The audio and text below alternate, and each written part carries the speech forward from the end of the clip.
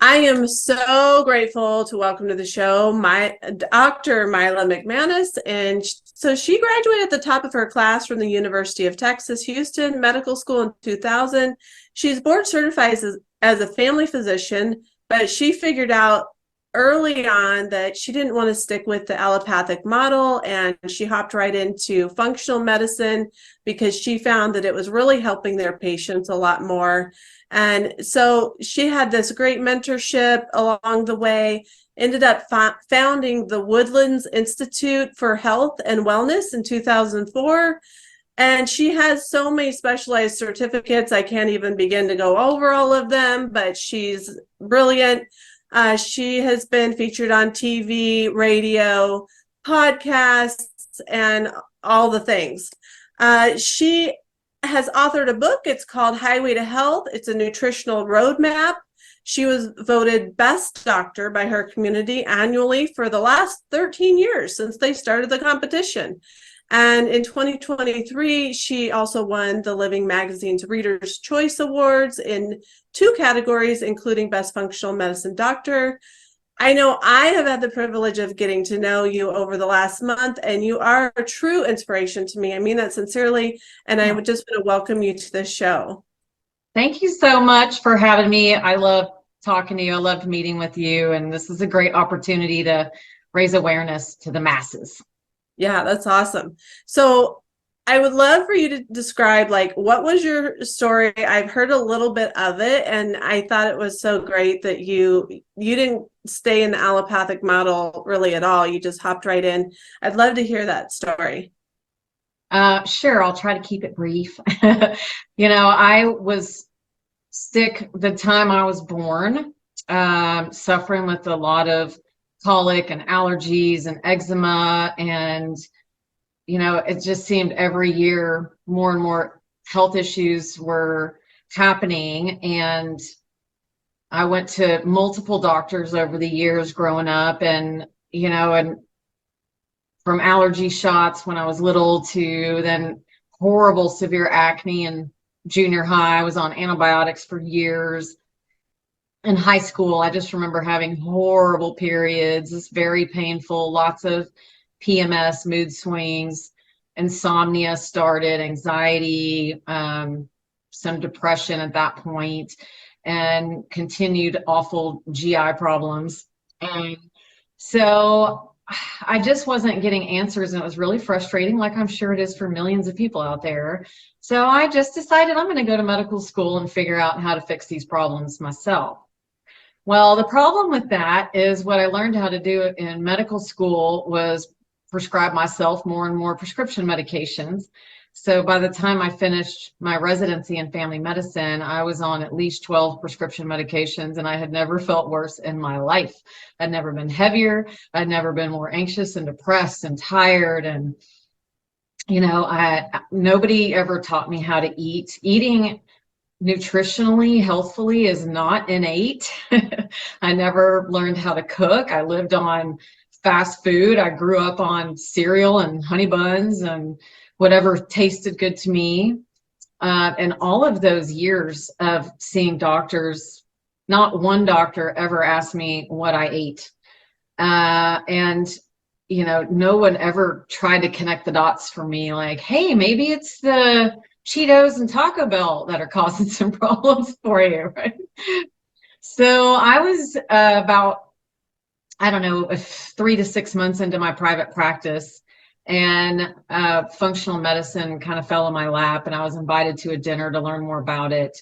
And it spoke to me immediately. I was immediately drawn, like, yes, I feel hope for the first time in my life. This is amazing. Why didn't I learn this in medical school? And I got a little bit angry, like, why didn't I learn this in medical school?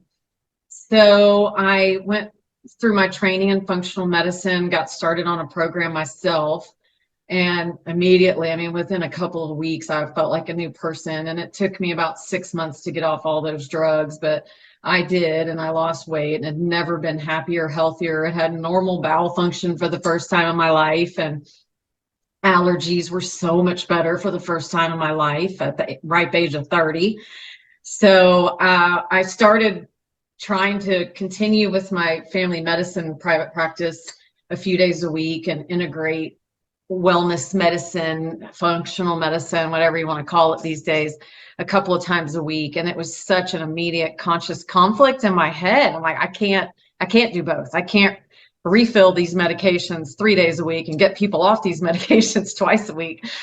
So I just, at that point, I'm like, I got to jump ship. So I practiced family medicine for less than a year out of residency before I left and went to functional medicine. It was the best decision I ever made. Never looked back. And I feel like I get to pay it forward every day.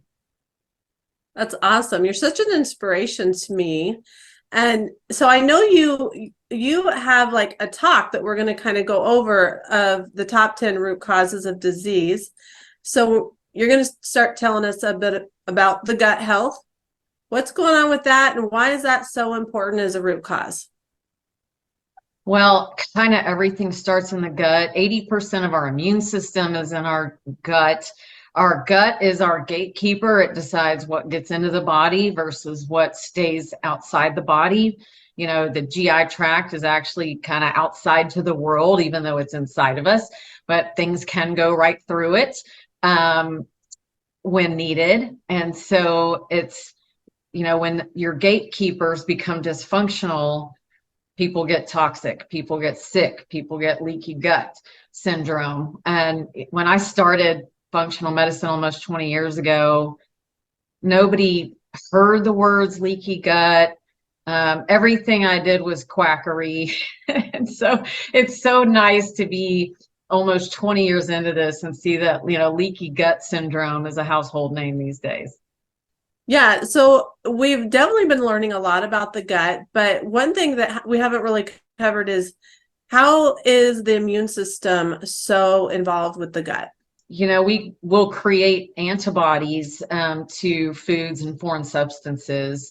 And so if you're eating something that you've developed a sensitivity to or an allergy to, those antibody levels are going to go crazy in the GI tract first, where they'll start to cause symptoms because your body's trying to get rid of this foreign substance that it has deemed a foreign substance, even though for other people may be a benign food. So that's kind of how it starts. And there's lots of different things that will affect your gut, but you have to look at the food. You have to look at genetically modified foods, processed foods, all the toxins that are in processed foods, Advil and Tylenol, you know, all these over-the-counter medications. People think because it's, and I was one of those people, well, if it's on a shelf and it's FDA approved, then it must be okay to take. So it must be safe for me. And, you know, taking these types of medications and a plethora of other types of medications will affect your microbiome, the friendly bugs that live in our gut, and it will certainly cause leaky gut.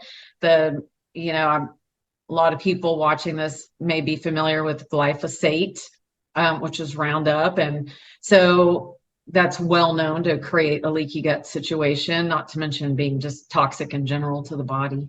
Poor nutrition definitely goes along with the leaky gut and the gut issues. So what things should people, so back to leaky gut, we're really wanting to discourage people from taking unnecessary antibiotics, right? When you need them, you need them. They can save your life. We're not saying never take them. We're just saying don't take them if you can avoid them. Don't take them preventatively, that sort of thing. Steroids, right? Sugar, all that stuff. Lectins are a part of that. Talk a little bit about lectins to us. Well, lectins are plant proteins, and gluten, which many people have heard of, that comes from wheat, is a lectin. Lectins don't affect everybody the same way. So other foods that are seemingly extremely healthy, bell peppers, jalapenos, legumes, things like that. So beans and whatever have a lot of lectins in them. And there is a link with that and weight problems. There's a link with lectins and heart disease. There's a link with lectins, autoimmune disease. There are tests out there you can do that can look at one's sensitivity to certain lectins. If somebody's suffering with a chronic illness, they might look at trying a low lectin diet, but that's not usually our first go-to. Like everybody must be on low lectins, because there are a lot of benefits with a lot of those vegetables and beans and such. Yeah, so figuring out like how is your body responding to certain things? Yeah. How do people figure that out? Well, elimination diets like that. If you decide, well, I'm going to try a low oxalate diet, a low salicylate diet, a low histamine diet, a low lectin diet, a low carbohydrate diet. There's so many different elimination type diets. And so people who are out there suffering with diseases, all the common ones, the autoimmune diseases, or just simple IBS, irritable bowel syndrome issues, even mood disorders, skin rashes, heart problems, kidney problems. So much of it has to do with your gut health and the foods that you're eating. So if you feel like you've tried everything and you've tried a lot of elimination diets and you've had food sensitivity and food allergy testing and you've tried eliminating those, but lectins are something you haven't tried to take out of your diet or reduce the intake of, that's something you might want to try. We do have articles on our website about lectins and which foods are high in lectins if somebody wants to visit that, but it's easy to find on the internet. Yeah, and actually for people who upgrade to the premium package, I'm doing a whole blueprint on elimination diet. So it's coincidental that you brought that up because you didn't even know that. So the poor nutrition, if our gut's not healthy, it's not going to be absorbing the nutrients properly, right? If we have chronic diarrhea, that sort of thing, we're not getting those nutrients. How does that ultimately lead to chronic disease? Well, I mean, if we're talking about the top root causes of disease, one of them is maldigestion, malabsorption of nutrients, and we require nutrients from our diet for our bodies to work, for our bodies to assimilate proteins and make enzymes, and there's so many vitamins that our bodies cannot make that we have to get from our foods. And if you're not absorbing those, then clearly your body's not going to function optimally. Yeah, no doubt. Are there any medications that can cause us not to absorb our nutrition properly? Sure. I mean, the top one that comes to mind are antacids, which are prescribed like candy out there. Especially the proton pump inhibitors like Nexium, Prilosec, Prevacid, Protonix, or Pantoprazole. I see a lot of prescriptions for those. Or people who are just chewing Tums all day long, or And they're over the counter now. Exactly. No, they're not approved for long-term use. Exactly. And so I see that millions of people are on these medications day in and day out for years and years, and they are not a benign medication. So needing to get to the root cause of why you have reflux, heartburn, whatever you want to call it, you should see a functional specialist who can help you with that. These proton pump inhibitors that just completely block all your acid 24 hours a day are causing a lot of malabsorption of certain vitamins, minerals like zinc and magnesium and calcium.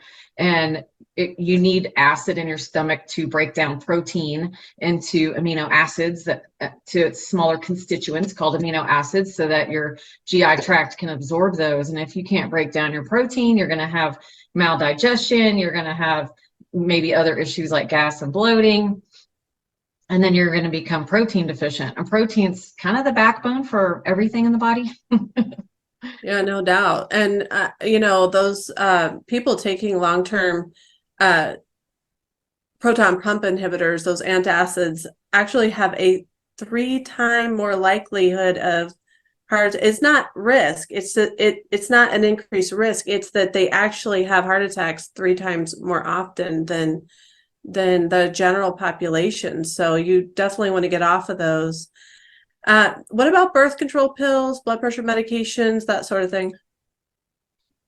Well, I would say medications in general are part of one of the bullets of my root causes of disease that I list under toxins, because medications are foreign substances. They all have side effects. So you might be fixing one problem, creating another. I see that, for instance, hydrochlorothiazide, which is a diuretic or water pill, to help with high blood pressure, is first line therapy for blood pressure problems, or people are on combo pills that have that diuretic in them. And that depletes your body of minerals, including magnesium, and magnesium deficiency causes high blood pressure. So you just fixing one problem to create 5 more. So speaking of toxins, what other toxins should people be looking out for? Chemicals in general and processed foods. If you can't pronounce it, stay away from it. Food dyes I've seen cause problems for people, even though they might be FDA approved and are just pervasive in all the food that's out there in the grocery stores. The glyphosate, the Roundup that I mentioned, that's in a lot of grains. It's not just in wheat. Plastics, which are so hard to avoid. So if you They're can everywhere. start paying attention to what you can do to reduce your risk, like use a glass or stainless steel bottles that you can refill with water and not use the plastic type water bottles whenever possible. And condiments and things like that, if you can find one that's in a glass container over a plastic container, score. That's a good idea.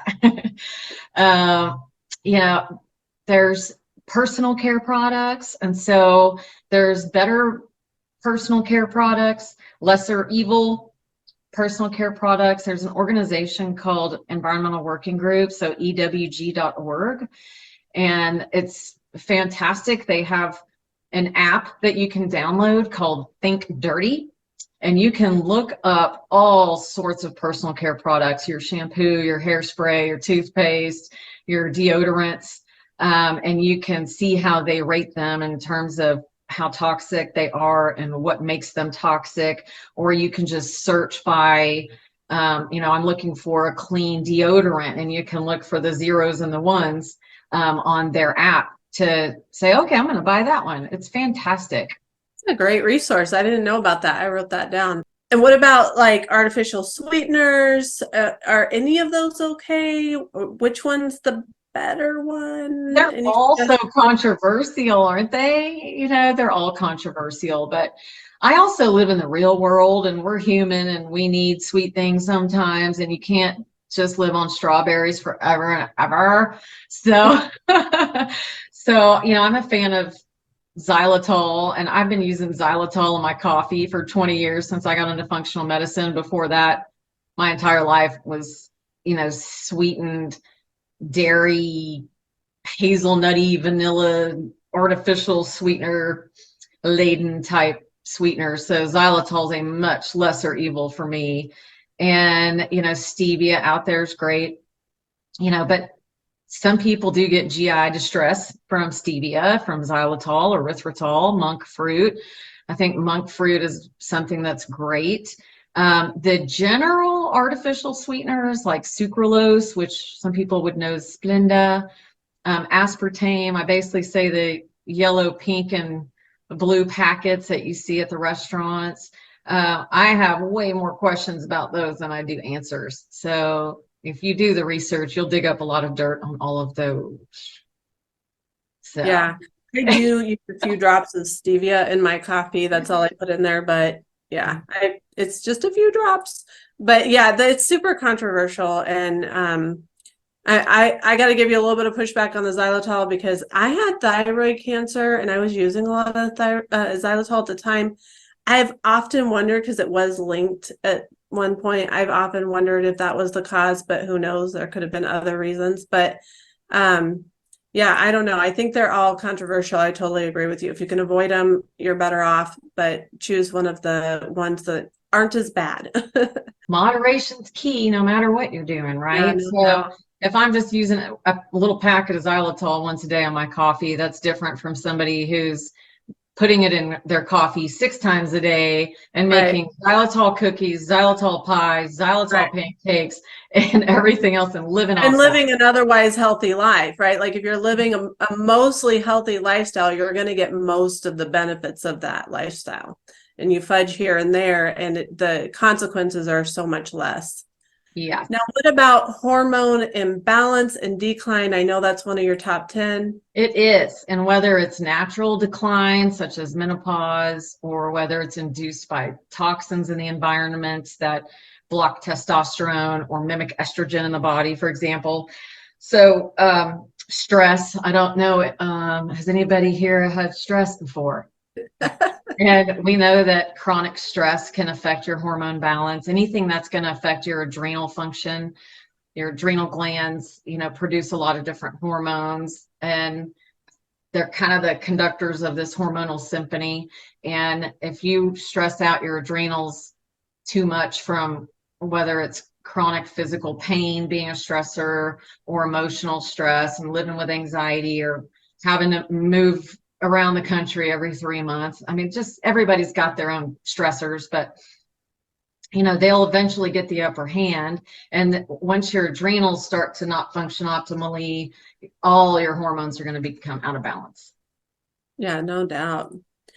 And the thyroid is a big one of those hormones that you want to watch out for. It's funny how we always say thyroid as if it's separate. We talk about thyroids and then we talk about hormones, but I mean, the thyroid is one of the big ones for sure for a lot of people, right? Is that what you're saying? Yeah, that's a really good point. And I could spend an hour talking just about thyroid, but so a lot of people out there are thinking, well, I'm on thyroid medicine, but I still don't feel right. And, the standard of care for thyroid replacement is levothyroxine, brand names like Synthroid or Levoxyl. So, so when you're taking that medication, it's T4, which is mainly the reserve form or inactive form of thyroid. So when you take that medication, you're relying on your body's ability to convert it into the active form of thyroid, which is T3.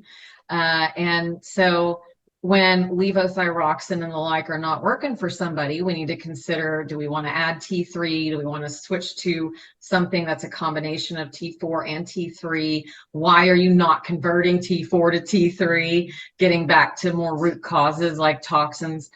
There are so many things that cause a functional problem with your thyroid. So even if you have normal thyroid levels, whether you're on medication for thyroid or not, and you seem to have all the symptoms of low thyroid, you probably have a functional problem with your thyroid that can be caused by estrogen and progesterone being out of balance, or a deficiency of testosterone, or your adrenal function is not right.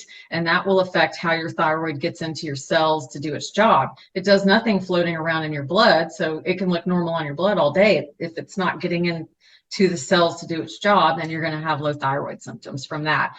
Also, nutritional deficiencies, which are common, like iodine, is extremely important for thyroid function. I do see that some people overdo it with iodine, which could cause problems too. So I feel like there was something else I was going to say about thyroid, but in general, just pay attention to the functional aspects of why somebody's thyroid's not great. And this is just stuff that we didn't learn in medical school.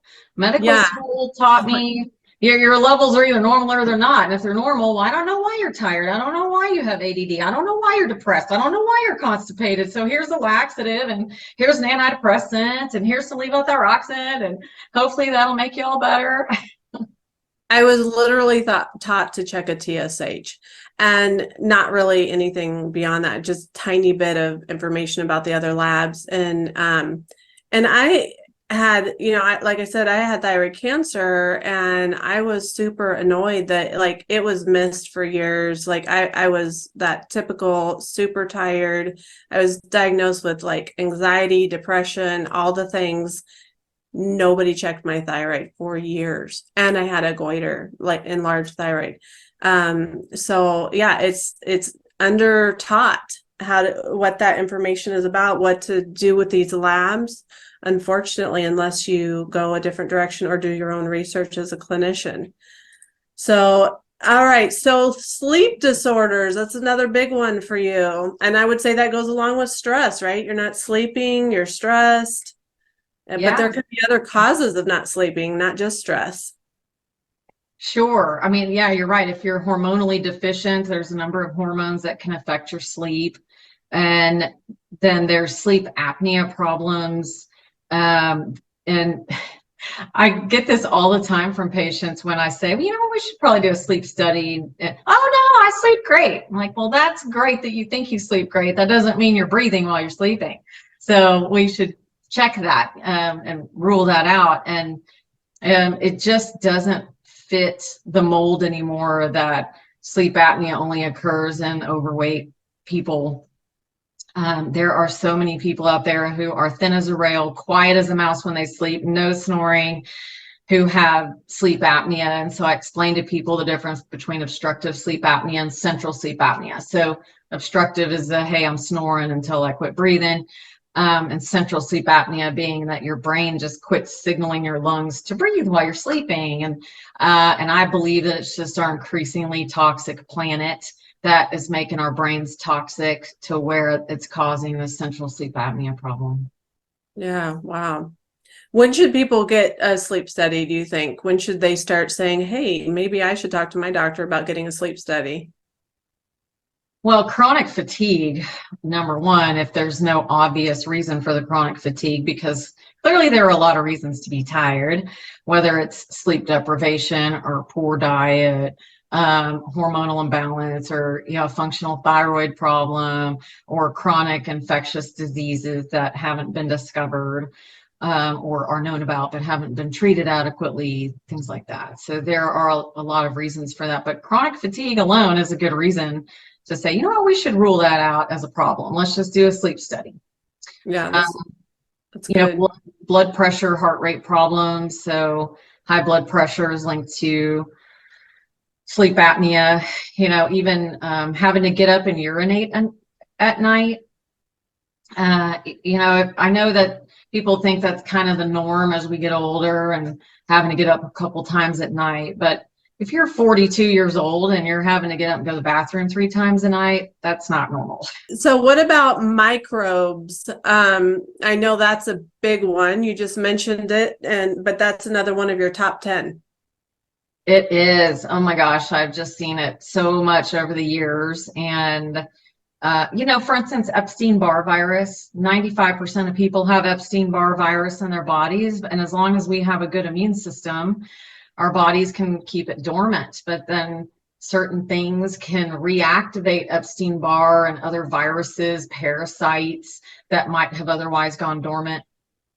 And you have to look at all those other root causes of, well, why isn't my immune system working to keep these bugs at bay? And is it the chicken or the egg? Or are these microbes causing the immune system to be out of balance? Or is it your stress and poor diet and sleep deprivation and food allergies and hormonal imbalances affecting your immune system to let these otherwise dormant bugs just run amok in the body?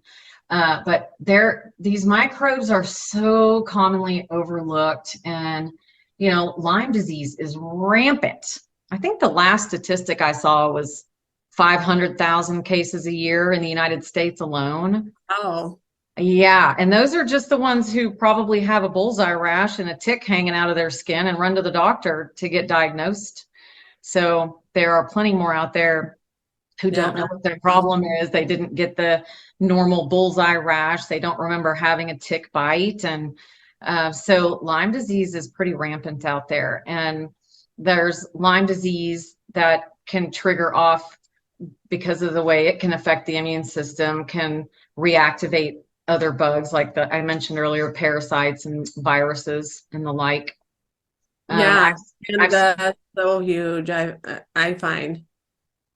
I've seen COVID infections reactivate Epstein-Barr as well. I saw that quite a bit last year.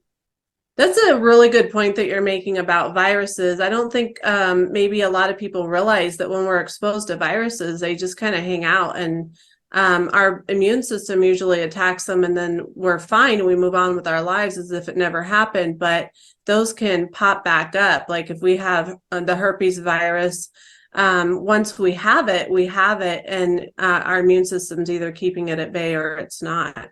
Right, like consider shingles. A lot of people out there know about shingles, and I had chicken pox when I was little, and So a lot of people out there had chicken pox, remember having that, or younger populations who've been vaccinated against it, but you got that virus in your body, you're asking for shingles later on the next time you have a major stressor and your immune system is not up to par like it should be. Yeah, it's however, whatever the weak link is in our body that it goes after. Exactly. So inactivity is another one of your top 10. Okay. I'm going to quote my mom here. Honey, I think there's at least one study out there that shows that exercise is good for you. I just love that. And it's just so true.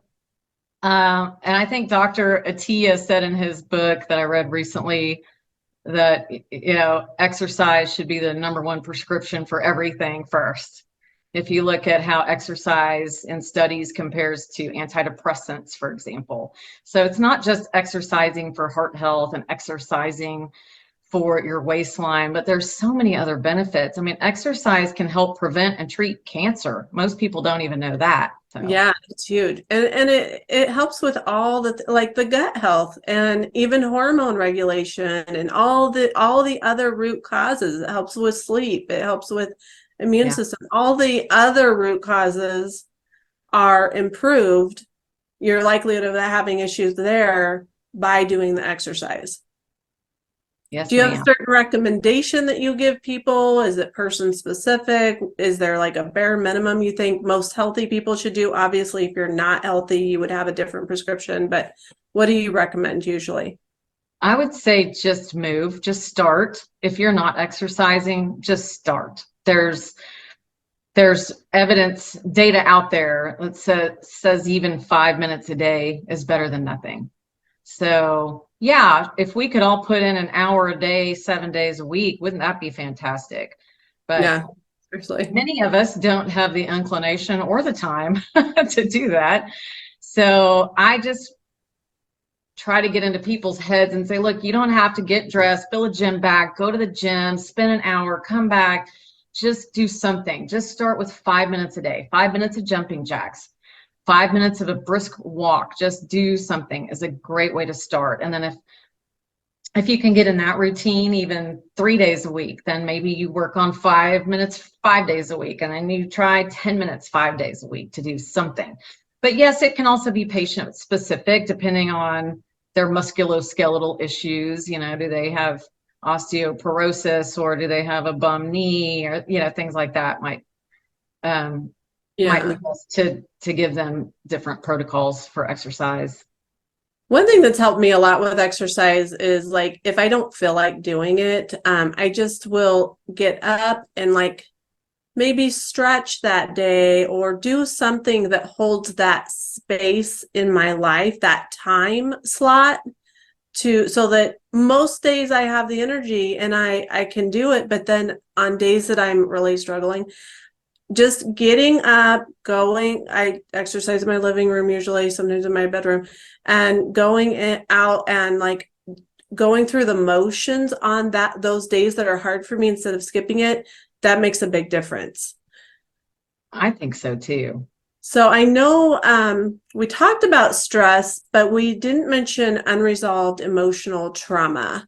Is that a big one? Yes, it is. And you can read all about it. It's everywhere. The information is out there. And in every book I've read, every conference I attended about complementary and alternative cancer therapies, every single one talks about the need to address these unresolved emotional traumas. And there are a lot of good books out there. And there are a lot of different ways to address that emotional baggage that may be front and center prevalent, or maybe something that happened to you 20 or 40 years ago that you don't realize is causing chronic health issues, not just cancer, but mood disorders and GI symptoms and you name it. So addressing that, whether it's with, you know, therapy, meditating, acupuncture, EMDR, there's all sorts of things out there, right? Even tapping can be helpful. So, and exercise too, right?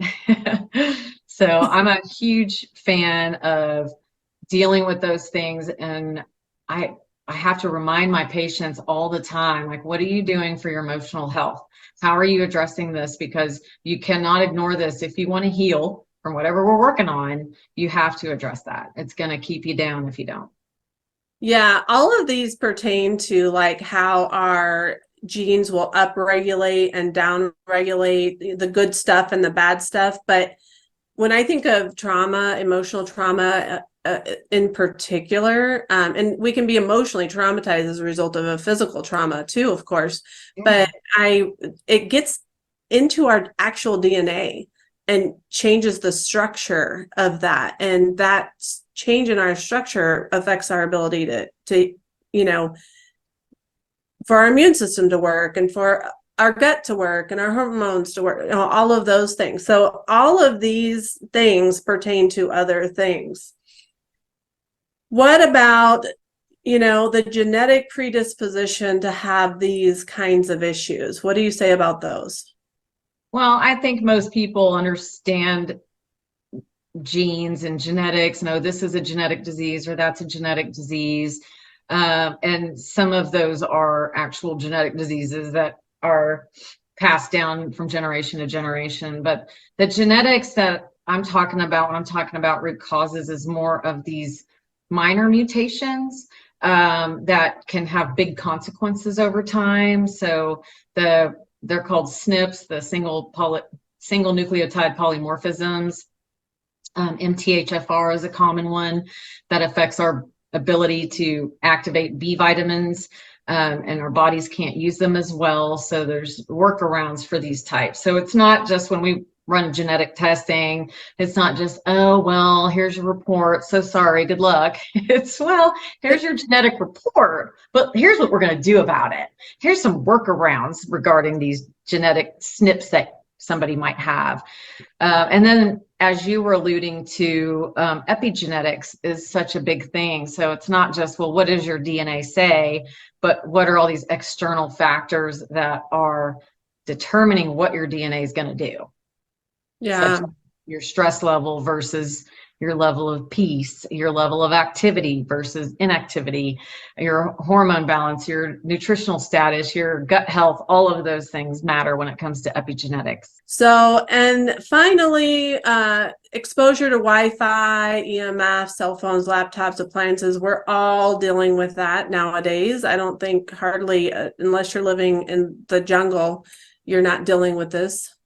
What is that doing to our cells?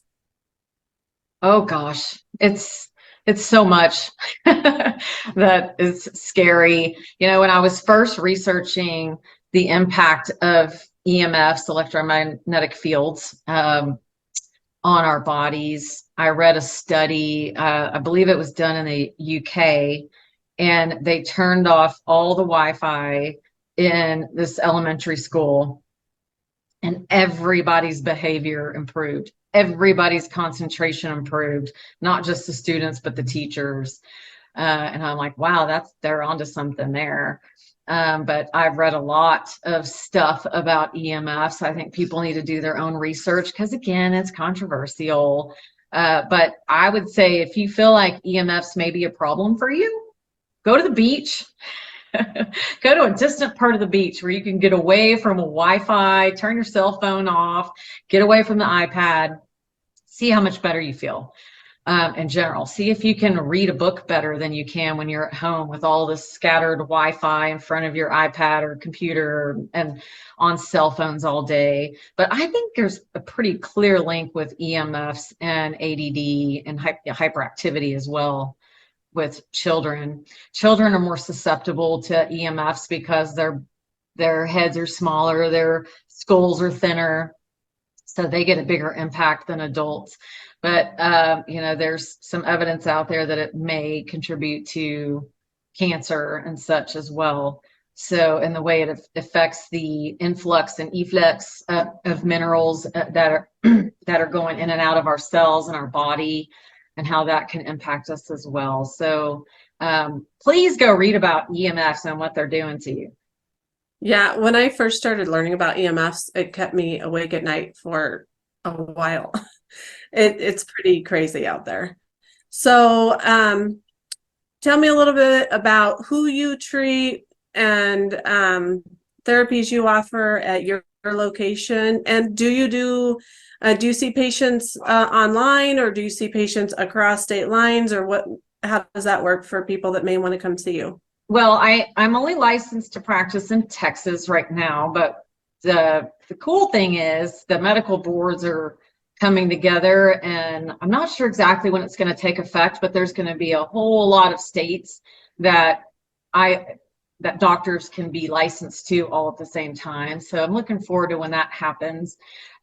We do some virtual care here in Texas, and we off we like I tell people we see kind of everybody for everything. Just like when I was in family medicine, I saw babies, I saw women, men of all ages.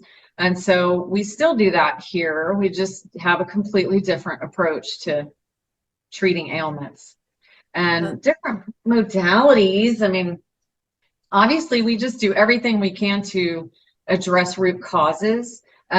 We do offer a DIY, do-it-yourself version of a gut cleanse so that we can ship pretty much anywhere.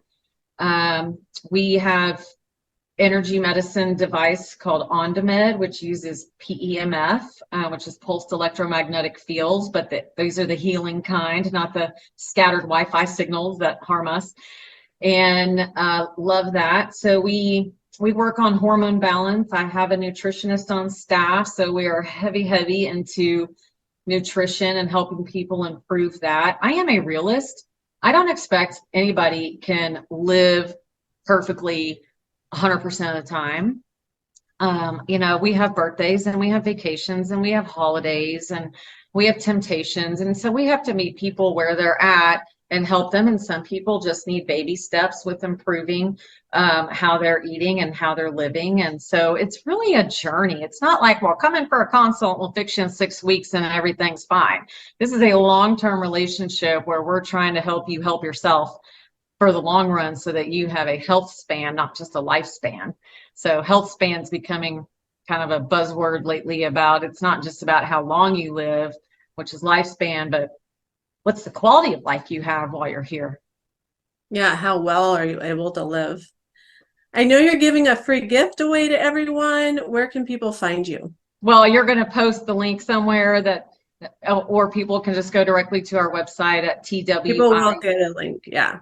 Okay, so twihw.com is our website, and we're going to give you guys a free download called First Steps to Dietary Cleanup, which is just some really good guidelines on, hey, here's what a really good diet looks like.